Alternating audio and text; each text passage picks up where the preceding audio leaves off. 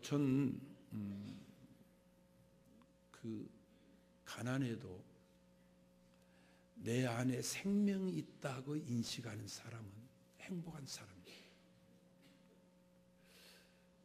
저는 죽은 사자는 살아있는 강아지보다도 돈으로는 액수는 더 큽니다.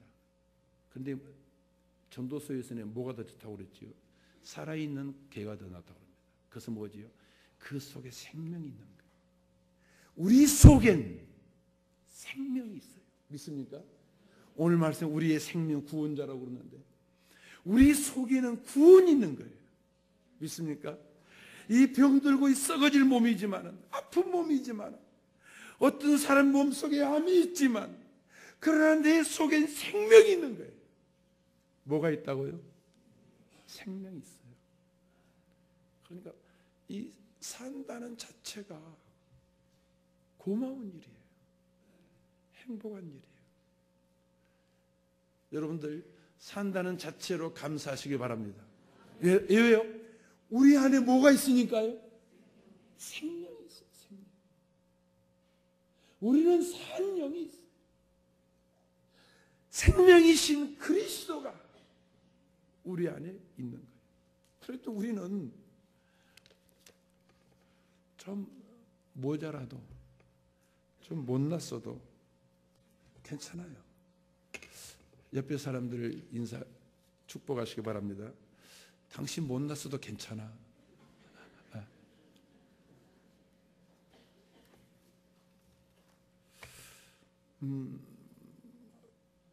한 십몇 년 전에 우리 교회에 나왔던 한 성도가 요새 저한테 그러는 거예요. 목사님, 처음에 교회에 왔을 때 목사님은 참 자유로웠습니다. 뭔가 얽매이지 않았습니다. 참 신선했고 멋있었습니다. 그런데 지금 목사님은 그런 모습이 없습니다. 그분이 우리 교회에 십몇 년에 왔을 때는 교인 수 얼마 되지 않을 때입니다. 제 삶이 어려울 때입니다. 그런데 그때 목사님은 참 넉넉했습니다. 여유로웠습니다. 참 그 강대산에 서는 그 모습을 보았을 때, 이야, 참 자유로운 영혼이구나.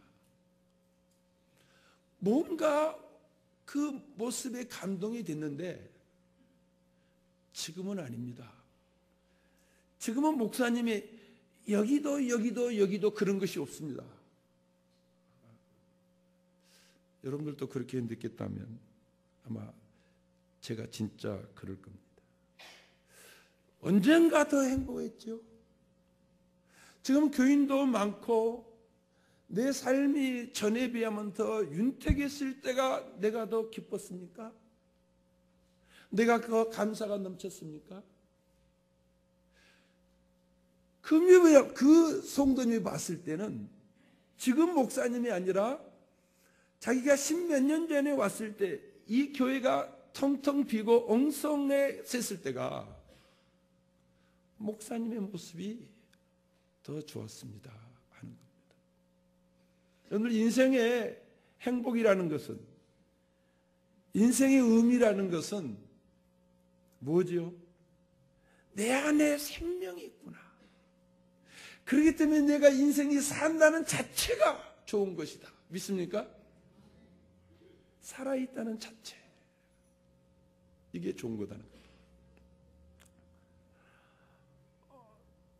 오늘 본문에는 성령님의 탄식이 나옵니다. 성령님이 이게 탄식이라는 말은 뭐지요? 말로는 못하는 게 아니면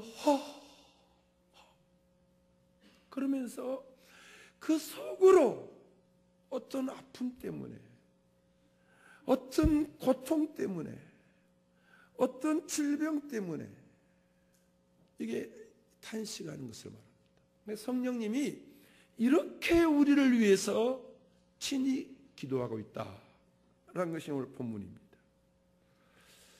오늘 봅니다. 이와 같이 성령도 우리의 연약함을 도우시나니 우리는 마땅히 기도할 바를 알지 못하나 오직 성령이 말할 수 없는 탄식으로 우리를 위하여 친히 뭐 하신다고요? 간절히 구하시는 거예요. 그러면 이와 같이가 무슨 말인가? 앞에 어떤 일들을 성령께서 하셨다는 겁니다. 앞에 성령께서 하신 방법대로 우리를 위해서 26절도 하신다는 겁니다. 그러면 이해를 돕기 위해서 성령께서 앞서 행하신 일이 뭡니까? 8장 2절 성령께서 우리를 죄와 사망의 올무 법으로부터 해방시키셨습니다. 4절 율법의 요구를 이루게 해주셨습니다.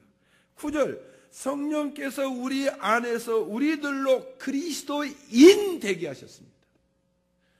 여러분들이 그리스도인이라는 그 인식을 하는 것은 성령께서 그렇게 만드신다는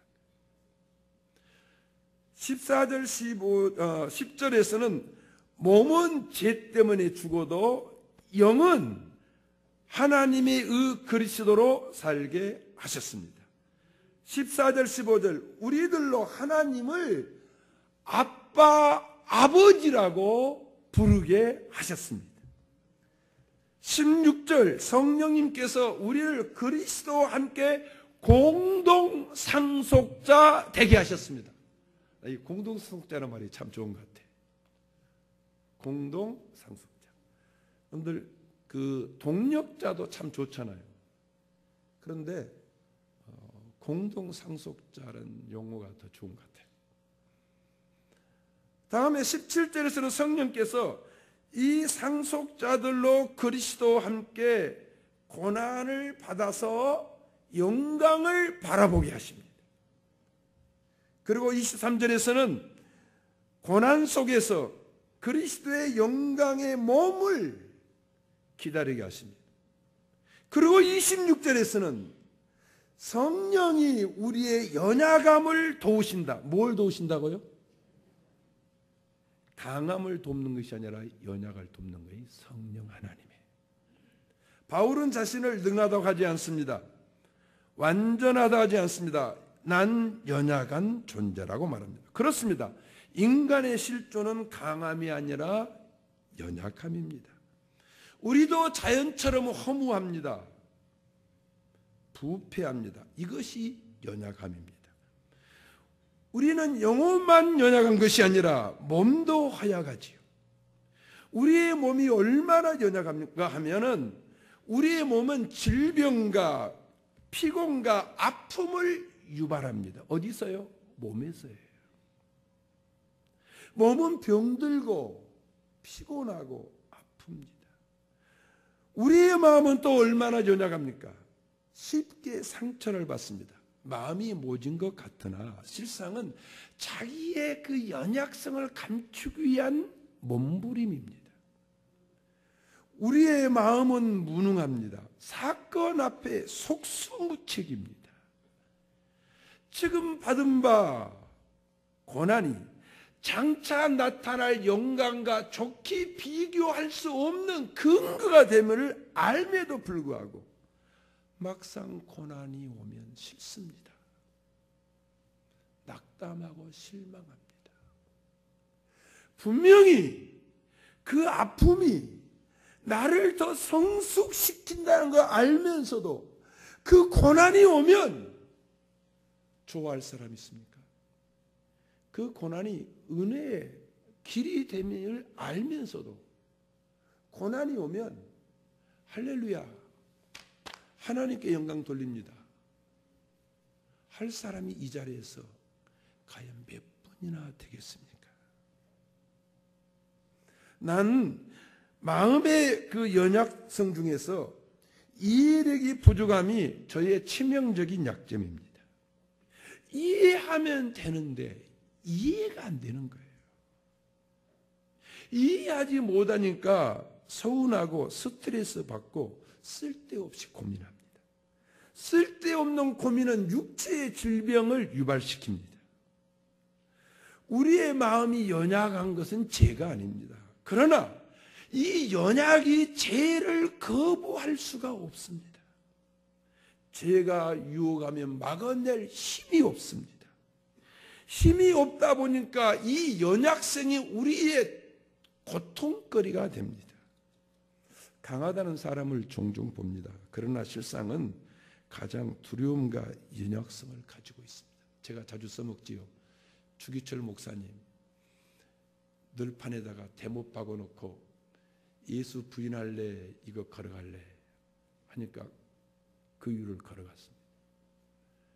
그리고 이제 감옥에서 석방시켰습니다. 그 다음에 다시 일본 순경이 잡으러 오니까 뭐라고요? 딸이 봤더니 그 방글 붙잡고 한복 입었을 텐데 뭘 싸더라고요? 오줌 싸듯이라고요. 그 대못 위에 내 주를 가까이 하게 함은 십자가 짐 같은 그렇게 걸어가면서도 그 고문이 무서우니까 다시 잡으러 올 때는 어떻다고요?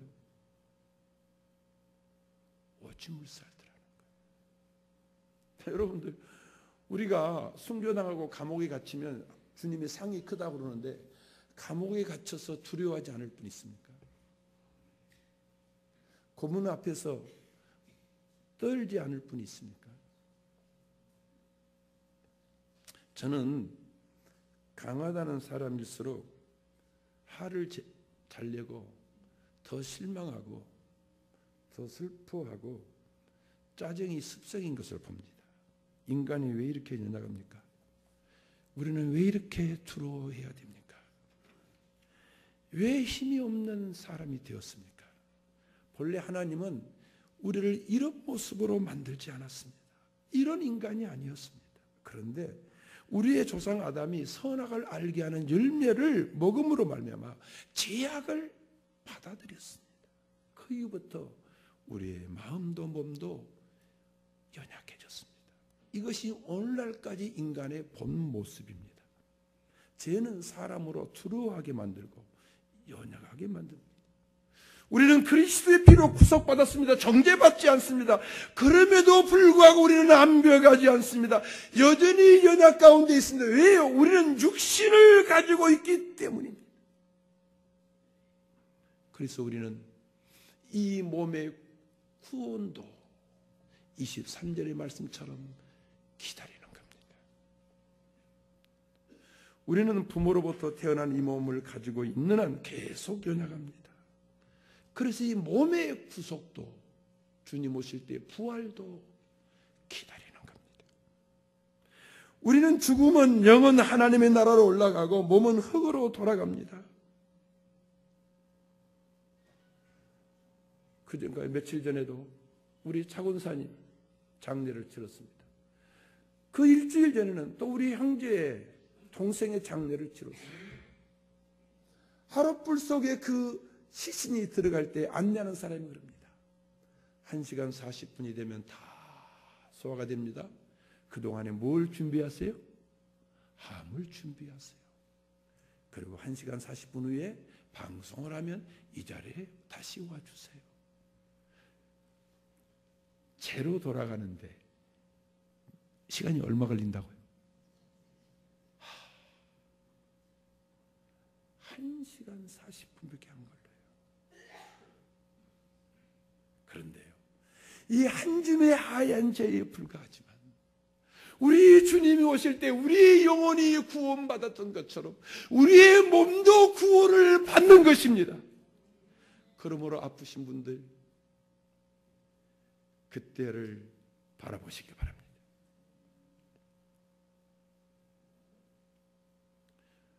그러면 이 연약한 인간의 치명적인 약점이 무엇일까요? 오늘 본문이에요. 마땅히 기도할 바를 모른다는 거예요. 중요한 문제입니다. 왜 중요합니까?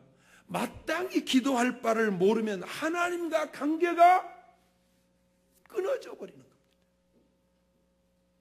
마땅히 기도할 바를 모르면 관계가 끊어질 뿐만 아니라 부르짖는데도 응답받을 수가 없는 것입니다.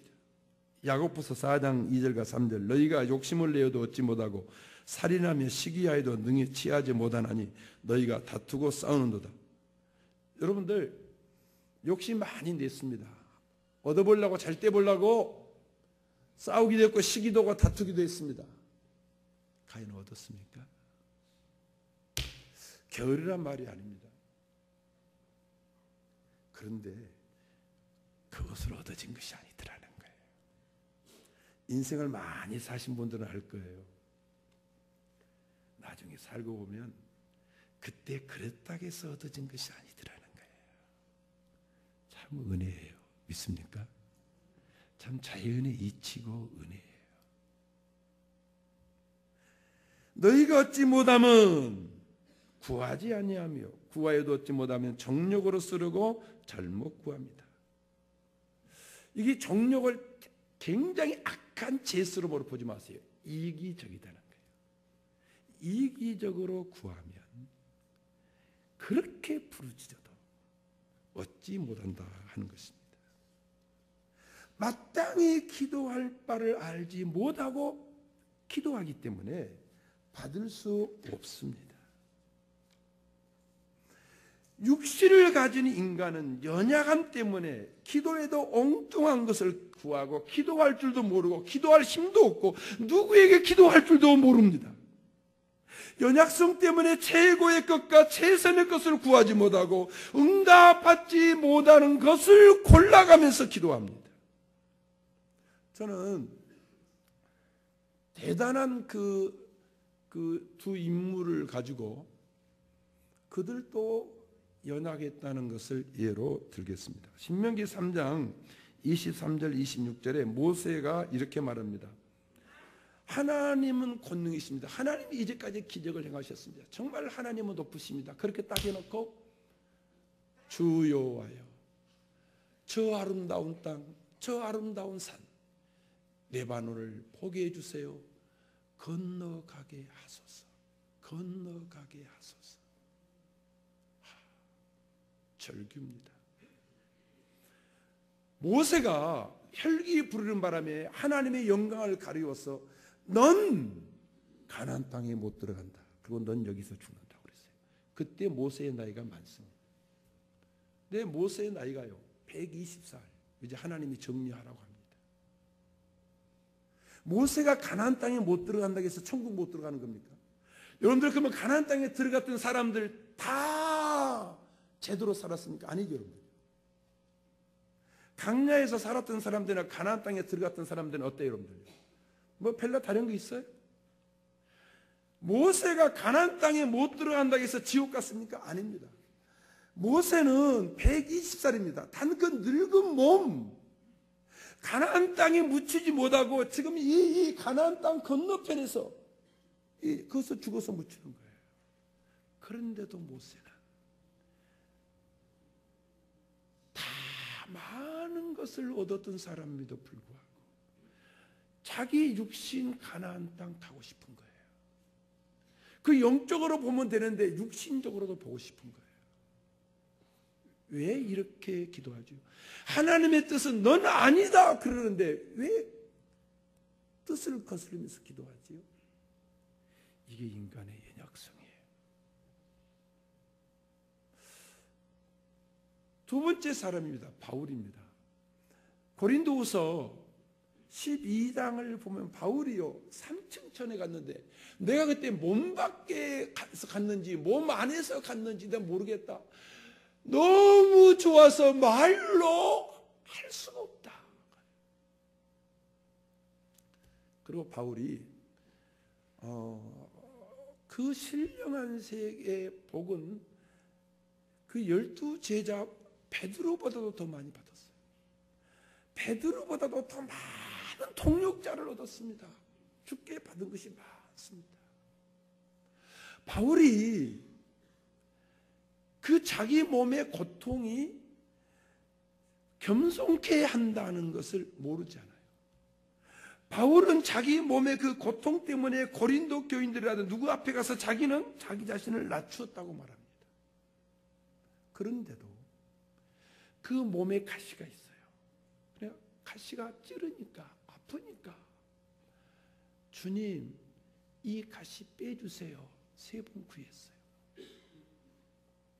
이게 인간의 연약성이에요. 너무 받은 것이 많으니까, 받은 증거 많으니까 주님 이 가진 거 괜찮습니다. 이걸 통해서 내가 십자가의 주님의 고난에 동참합니다. 너무 감사합니다. 그래야 되는 거 아니에요? 그런데 아닌 거예요.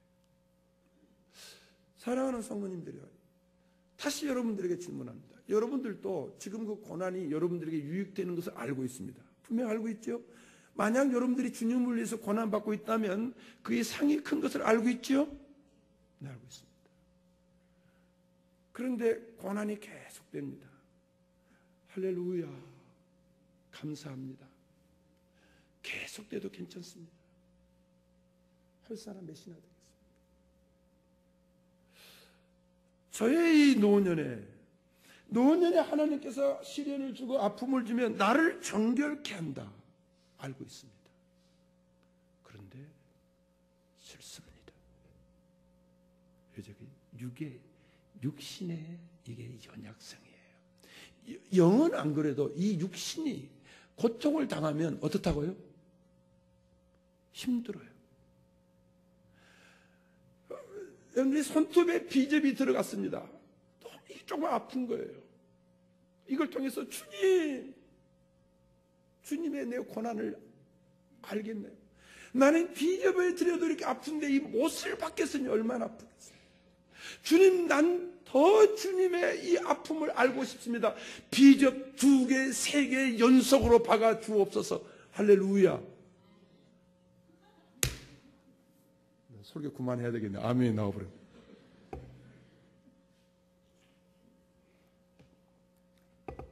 아니에요, 여러분들.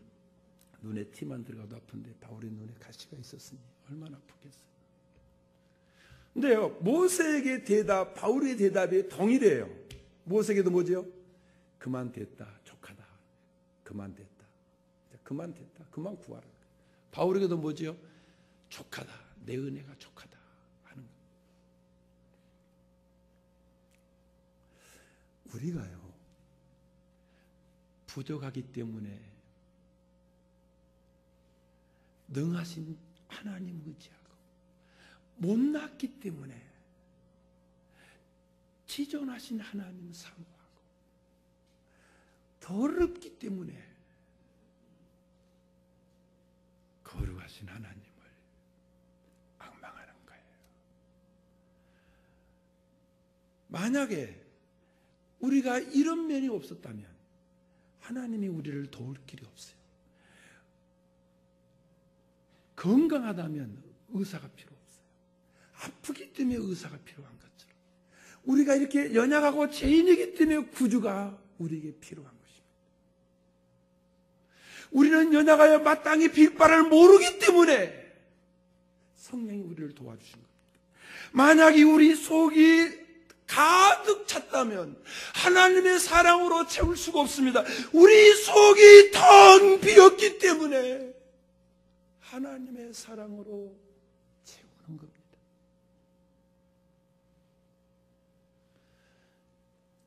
연약이 그게 도리어 우리에게 은혜가 되고 복이 되더라는 것입니다.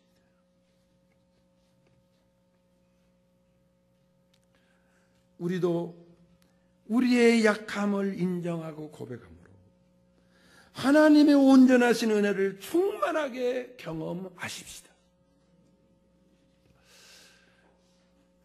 여기서 성령이 도우신다는 본래 그 헬라 의미는 3가지가 있습니다. 함께 들어올린다, 극복한다는 거예요. 우리는 기도를 할 바를 모르는데 성령께서 함께 들어올려 극복해 주시고, 그뿐 아니죠. 우리 예수님께서 요한복음 14장, 15장, 16절에서 내가 성령님을 보내주시는데 그때 성령님을 뭐라고 했냐면 보혜사라고 그랬어요.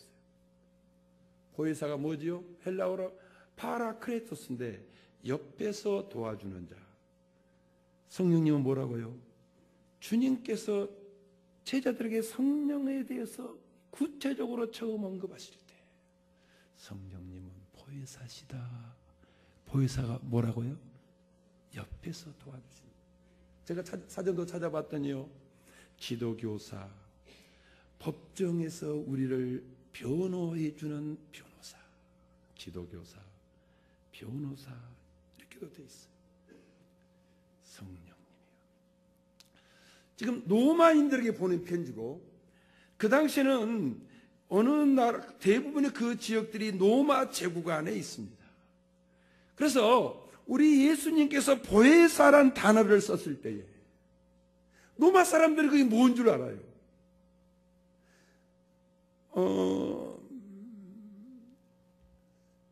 그 로마 황제가 들어서기 전에는 언로원에서 정치를 했습니다. 언로원에서 정치를 할 때 한 사람을 언로원에서 뽑는데 그 뽑는 사람이 정무관입니다. 이 정무관이 임기는 1년. 그러면 언로원에서 또다시 연정하고 합니다. 이 사람이 전쟁에 나가기도 합니다. 그 사람이 대표자입니다. 힘이 있죠. 언로원도 엄청난 힘이 있습니다.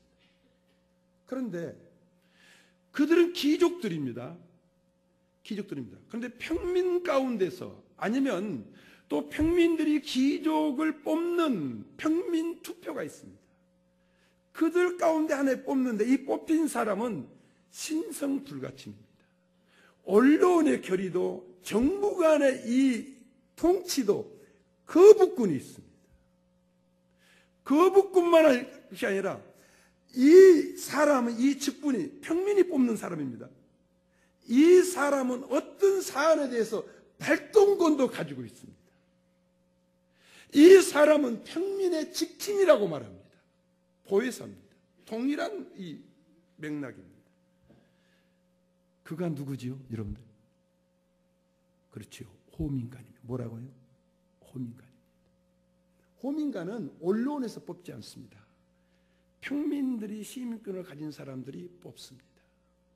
처음에는 10명 뽑다가 나중에는 2명 뽑았습니다. 황제 치하에도 호민관이 있었습니다. 시제도 호민관 출신이고 로마에서 가장 위대하다는 사람들, 크라쿠스, 술라 다 호민관 출신입니다. 클레오파트라와 사랑했던 안티오코스도 호민관인데 그 사람은 빛을 보지 못한 사람. 왜 이렇게 호민관들이 있을까요? 호민관을 뽑힌 사람들은 호민관으로 있는 동안에는 백성의 지킴입니다. 백성의 편에 씁니다. 백성들이 억울한 일을 당했을 때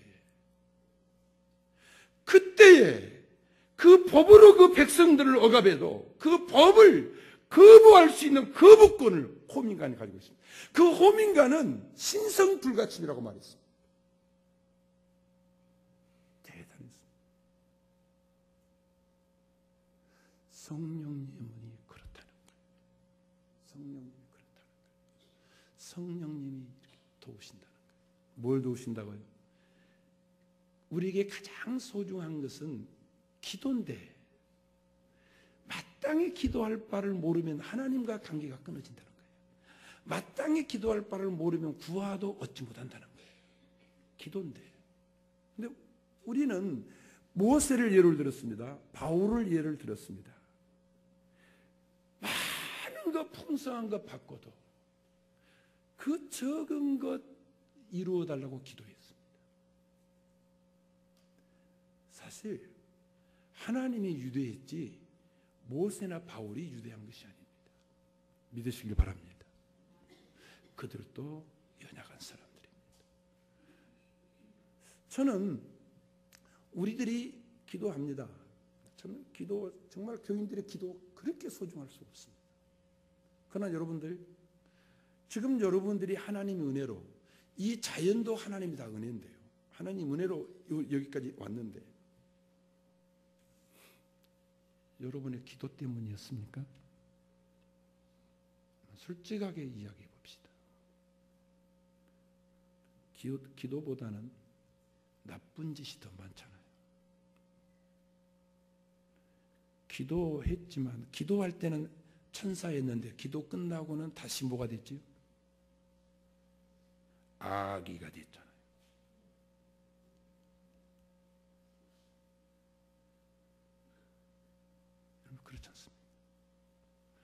그런데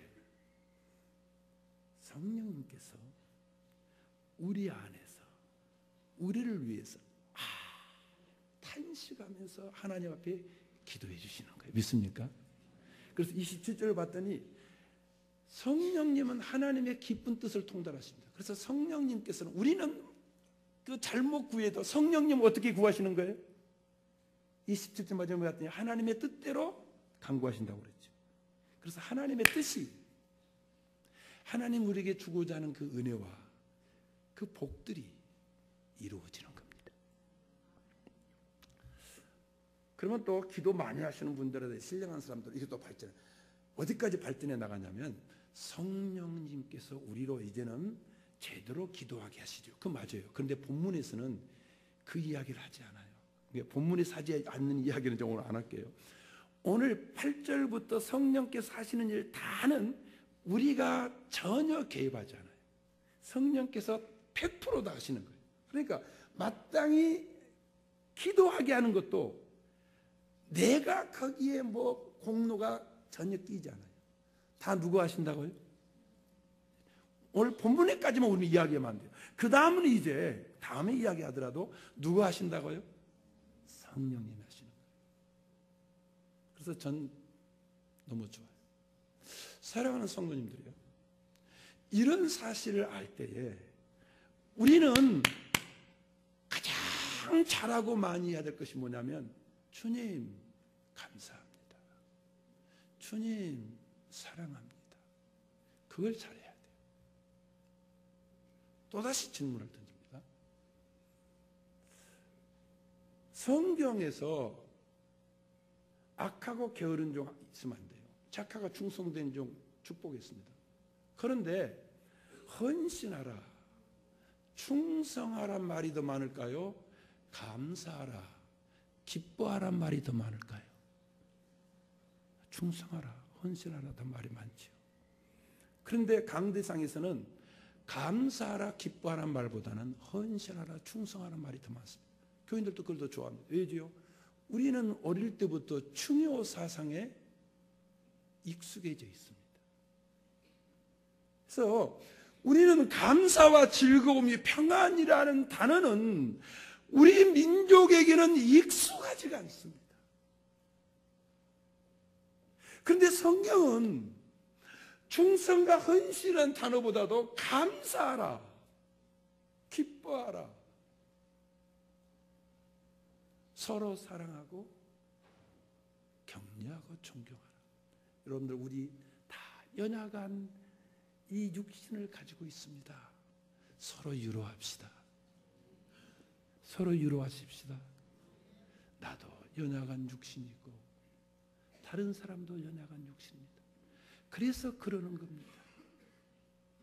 그렇기 때문에 서로 이해할 수 있는 지체들이 되십시다.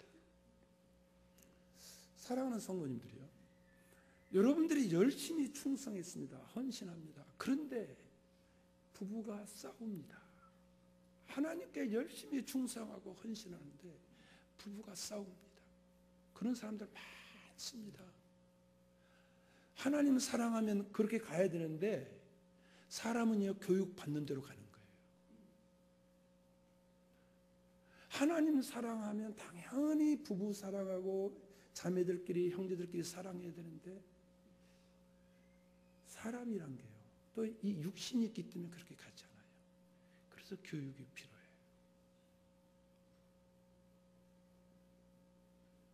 저는 우리가 다시 말씀드립니다. 게으르지 말하는 거 아니에요. 게으르란 말이 아니에요, 여러분들요.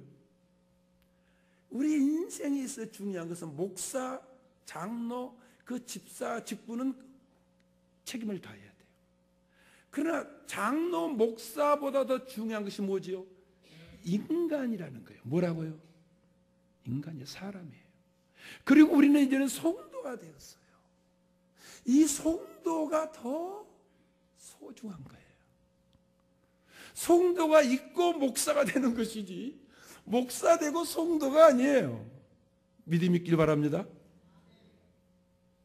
그래서 성경은 감사하라는 거예요. 저는 그 예수님의 비유 가운데서 무슨 비유가 좋냐면 포도원 비유가 좋아요. 아침 8시에 가서 일합니다. 근데 오후 5시 1시간 전에 갔습니다. 이 사람은 무능합니다. 아무도 써주지 않으니까 그냥 있는 거예요. 그런데 포도원 주인이 와서 1시간 정도 일했는데 그 노임은 일당 정해놓은 대로 8시 온 사람이나 몇 시 온 사람이나 5시 온 사람이나 달라요? 똑같아요? 똑같아요. 저는 목사 아니면 빌어먹을 사람이에요. 진짜요. 여러분들은 목사 안 해도 먹고 사니까 하나님께서 목사 안 시켰고, 나는 목사가 아니면 빌어먹을 사람이에요. 내가 잘하는 것이 뭐 있습니까? 아무것도 없어요. 그래서 하나님께서 그냥 놔두면 빌어먹을 것 같으니까 목사 시켜주셨어요. 그래서 저는 오후 5시에 한 사람. 5시인데도 돈은 똑같이 주신 거예요. 나는 아무것도 없고 5시에 늦게 일했는데도 하나님이 나에게 주신 것은 다른 사람과 동일한 거예요. 그래서 저는 감사해요. 그래서 제가 처음에 서두를 했지요. 여러분들이 좀 못났어도 부족해도 좀 칠칠 맞아도 같이 함께 있다는 것만도 고마워요. 여러분들이 몸을 불태우지 않아도 고마워요. 왜죠? 5시에 온 아무것도 할 수 없는 난데 이렇게 목사 되게 해주셨고 오늘의 교회에 있게 해주셨어요.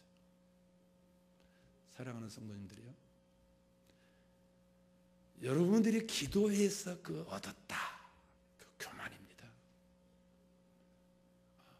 우리 그런 말 하지만 우리는 마땅히 기도할 바를 모른다고 8장에서 이미 선언했어요.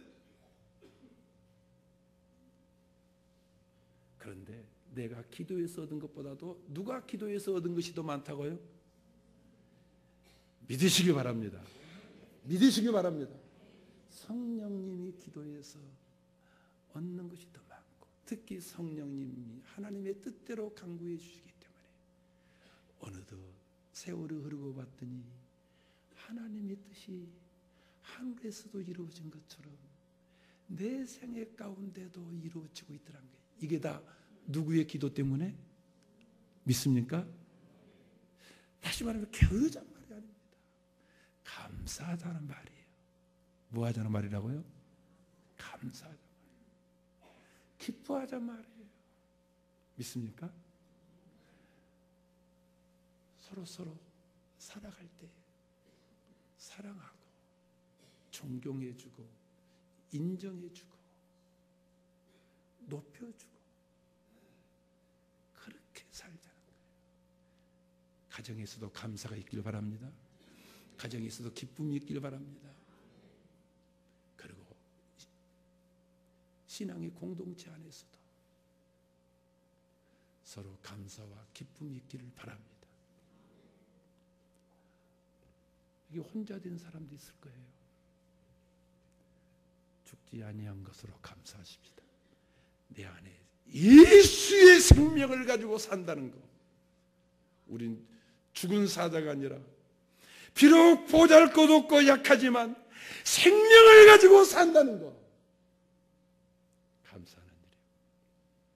고린도서 4장 15절에 봤더니요, 너희들의 감사가 이렇게 넘치므로 감사가 넘치므로 많은 은사로 하나님 앞에 영광이 되어진다. 감사가 하나님 앞에 영광이 된대요. 따라서 합시다. 감사가 하나님께 영광이다. 내가 지어낸 말이 아니에요. 고린도후서 4장 15절의 말씀이에요. 성령이 우리를 위해서 기도해 주신 것, 정말 여러분들에게 그게 든든함이 되시고, 성령이 기도해 주셔서 내 생애 가운데 하나님의 뜻이 이루어짐에 대해서 감사하십시다.